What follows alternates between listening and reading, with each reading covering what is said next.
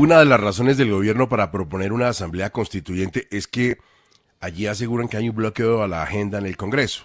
¿Esto es así? ¿Cuál es el balance, Sebastián? El gobierno ha tenido al menos 8 grandes victorias en estas primeras 3 legislaturas en el Congreso, empezando con la reforma tributaria presentada en el 2022, la creación del Ministerio de la Igualdad, el reconocimiento al campesinado como sujeto especial de derechos o la ley de matrícula cero y la jurisdicción agraria, junto con la reforma pensional y también la reforma para actualizar el sistema general de participación. Sin embargo, también ha sido derrotado con otras iniciativas como la tributaria 2.0 o la ley de financiamiento, la reforma a la salud 1.0 y la reforma laboral que finalmente resucitó. Justamente junto con esta iniciativa de la laboral que se está discutiendo, hacen trámite en el Congreso actualmente la reforma a la salud 2.0 a la espera de su tercer debate y la ley de jurisdicción agraria para su última discusión. Estos proyectos y su trámite continuará ya a partir de la próxima legislatura desde el 20 de julio. Pues sería descabellado pensar que nos vamos a una asamblea constituyente porque no le pasan los proyectos al gobierno nacional. Ahora, lo cierto es que no le ha ido nada bien en el escenario del Congreso, Cristo. No, este semestre, Gustavo, como ya lo hemos dicho, y es lamentable, mire, ese conflicto y esa confrontación que comenzó obviamente con el hundimiento de la reforma laboral en la Comisión Séptima, deja varias víctimas en el camino importantes, para población importante del país. La ley de jurisdicción agraria, aquí lo hemos mencionado. El Congreso aprobó el acto legislativo, la ley estatutaria, falta el procedimiento que es la ley de jurisdicción agraria y 6 meses sin presentar ponencia que beneficia a los habitantes del campo de Colombia. El tema, Gustavo, de la ley de educación superior. Esa ley de educación superior es clave para mejorar el financiamiento de las universidades públicas del país por cuenta de esa confrontación. Todo se metió al congelado. Yo creo que este semestre, sin duda alguna, ya falta 4 días. Yo creo que ya es poco o nada lo que se va a poder hacer. Sin duda alguna, es un balance muy negativo. Ahora, en los 3 años, como decía Sebastián, hay éxitos y hay fracasos como le pasa a todos los gobiernos. Y una observación final, Gustavo. La constituyente no es para tramitar este tipo de proyectos de ley. Aquí siempre se ha planteado la necesidad de mecanismos extraordinarios como el de la constituyente, ajustados a la Constitución Nacional, al 374, al 376 de la Constitución, para grandes reformas que se han venido frustrando en el país. La reforma política, la reforma al ordenamiento territorial, una propia reforma estructural a la justicia. Pero son temas que de alguna manera no tienen que ver con estas reformas sociales ni con proyectos específicos.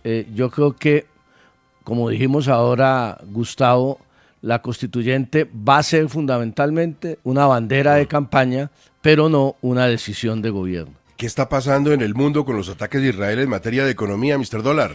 Sí, señor. Mire, Gustavo, en estos momentos, por ejemplo, el petróleo, que es el de referencia, el que siente directamente estos ataques entre Israel e Irán, el Brent sube 7,14%, $74.29. El de referencia Texas, 7,80% más, $73.35. Pues Gustavo, esto es una buena noticia para Colombia en medio de esta guerra, porque si sube el petróleo, pues van a ingresar más divisas al gobierno nacional. Las bolsas también en estos momentos en negativo. Por ejemplo, España cae 1.25, Alemania 1.22, Francia 0.71, Milán 1.48, Londres 0.57, Tokio 0,89% y Shanghái ya cerró 0,75% menos. Pues un balance negativo en materia de las bolsas en el mundo. Sin embargo, pues el petróleo en estos momentos registra fuertes incrementos. Mr. Dólar, gracias. Cuando los presidentes desconocen o atentan contra la institucionalidad, se abren puertas muy peligrosas. Y es imposible que la gente no haga, Diana Saray, algún tipo de comparación en la propuesta del presidente de hacer una Asamblea Nacional Constituyente saltándose al Congreso con lo que decía Chávez. Pues Gustavo, es que es imposible con todo lo que está pasando eso, que la gente no recuerde que también en Venezuela Hugo Chávez comenzó con este llamado de Asamblea Nacional Constituyente. Escuche primero para los oyentes que no lo tengan tan claro qué fue lo que dijo el presidente de Colombia, Gustavo Petro, respecto a esta posibilidad de Asamblea Nacional Constituyente.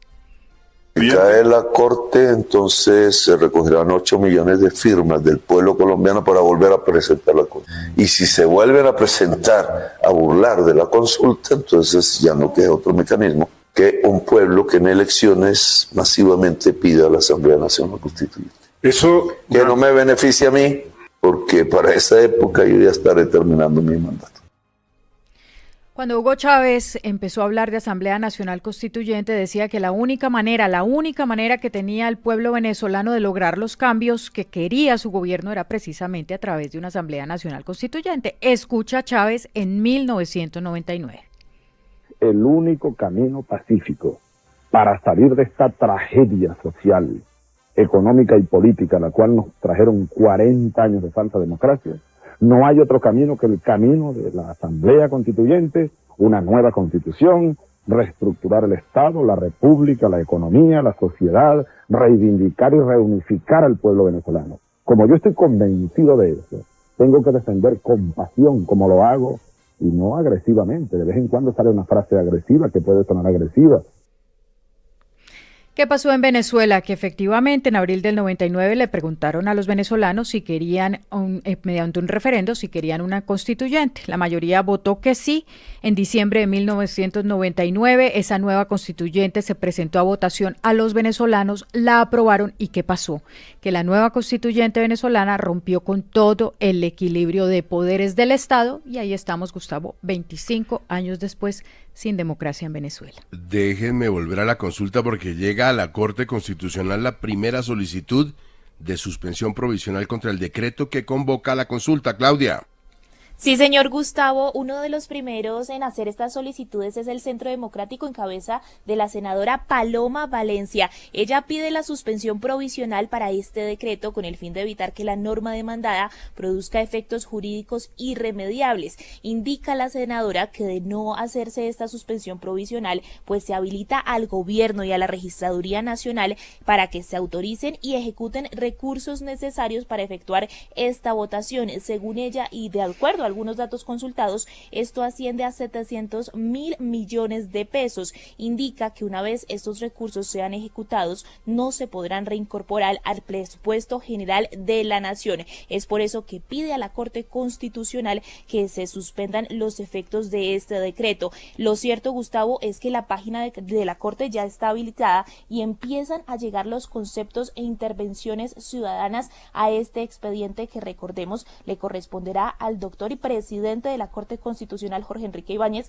analizar de fondo. Nos dicen desde la Corte, Gustavo, que una de las primeras actuaciones es indicar o mirar más bien si la Corte es competente para analizar este decreto de consulta popular. Claudia Camila, gracias. Bueno, Hernando, se nos queda en el tintero también lo del registrador, que tendrá que ver cómo se pronuncia, porque lo presionan para que convoque a la votación de la consulta. Sí, Gustavo, y mire esta paradoja. La tesis del gobierno para el decretazo es la misma que el registrador podría utilizar para negarse a convocar la consulta popular. Por eso, cuando el nuevo ministro de Justicia, no sé cuándo se va a posesionar, asegura que si el registrador hace eso, entonces lo denunciarían por prevaricato, que incluya dentro de esa denuncia la autodenuncia, porque entonces estarían señalando que eso que se hizo antes también podría estar circunscrito a un eventual delito. ¿Y por qué señalamos que eso es una paradoja?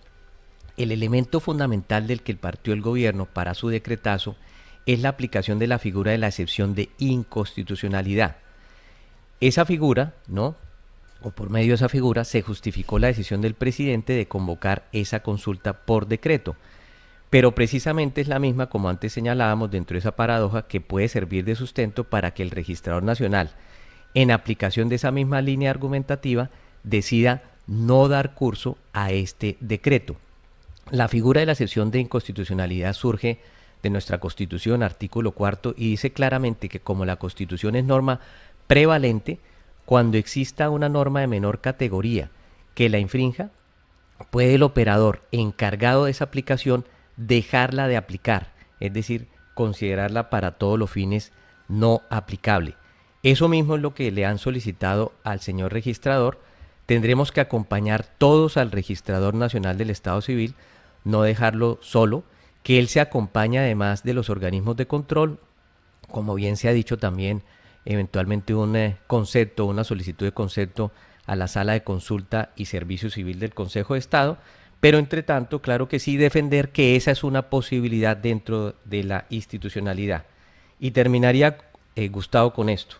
El doctor Jaime Orlando Santofimio es una de las grandes eminencias de Derecho Administrativo en Colombia, perteneció a la sección tercera del Consejo de Estado.